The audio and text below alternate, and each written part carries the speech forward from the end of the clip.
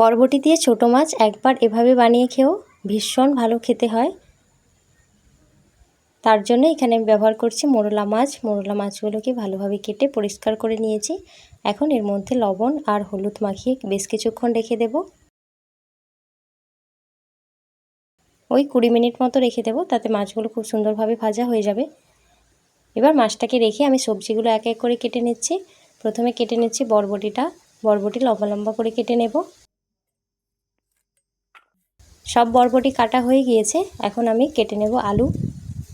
আলুটাকে ভালোভাবে খোসা ছাড়িয়ে কেটে নিতে হবে।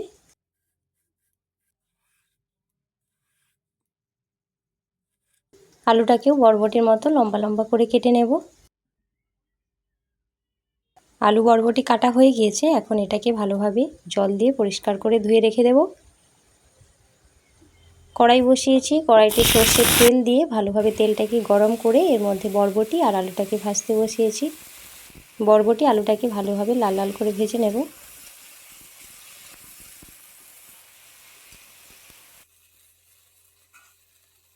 বেশ খানিকক্ষণ সময় নিয়ে ভালোভাবে ভেজে নিয়েছি। এখন এগুলোকে তুলে রেখে দেব। এবারও কড়াইতে দিয়ে দিলাম বেশ কিছুটা সর্ষের তেল। তেলটাকে ভালোভাবে গরম করে নিচ্ছি। এবার এর মধ্যে দিয়ে দিলাম 5 ফোড়ন আর পেঁয়াজ কুচি দিয়ে ভালোভাবে পেঁয়াজটাকে ভাজা ভাজা করতে হবে। তারপর এর মধ্যে দিয়ে দিলাম আদা রসুন বাটা। আদা রসুন বাটা দিয়ে মশলাটাকে ভালোভাবে কষাচ্ছি।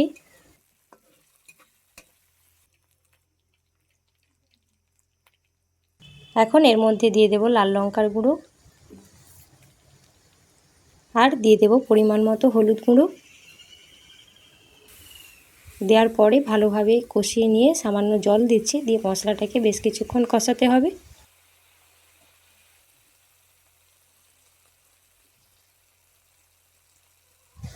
মশলা কষানো হয়ে গিয়েছে, মশলা থেকে তেলও ছেড়ে গিয়েছে। এবার এর মধ্যে ভেজে রাখা আলু বরবটিটা দিয়ে দিচ্ছি। আলু বরবটি দেওয়ার পরেই বেশ কিছুক্ষণ ভালোভাবে মশলার সাথে মিশিয়ে নিতে হবে। এবার দিয়ে দিলাম পরিমাণ মতো লবণ। লবণটা দিয়েও আরও বেশ কিছুক্ষণ নাড়াচাড়া করতে হবে।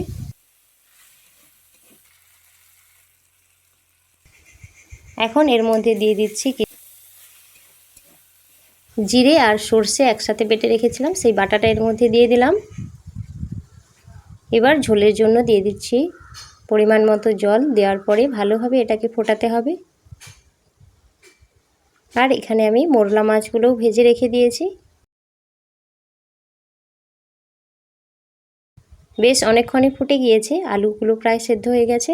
এবার এর মধ্যে ভেজে রাখা মাছগুলো এক এক করে দিয়ে দিলাম। মাছটা দেওয়ার পরে আরও কিছুক্ষণ ফুটিয়ে নিতে হবে, যাতে মাছের মধ্যেও মশলাগুলো চলে যায়। তাহলেই কিন্তু আলু বরবটি দিয়ে ছোটো মাছের তরকারি একদম তৈরি হয়ে গেল। এখন এটাকে ঢেলে নেব।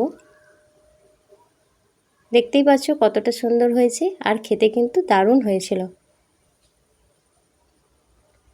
তোমরাও একবার এভাবে বাড়িতে বানিয়ে খেও, সত্যি বলছি ভীষণ ভালো লাগবে।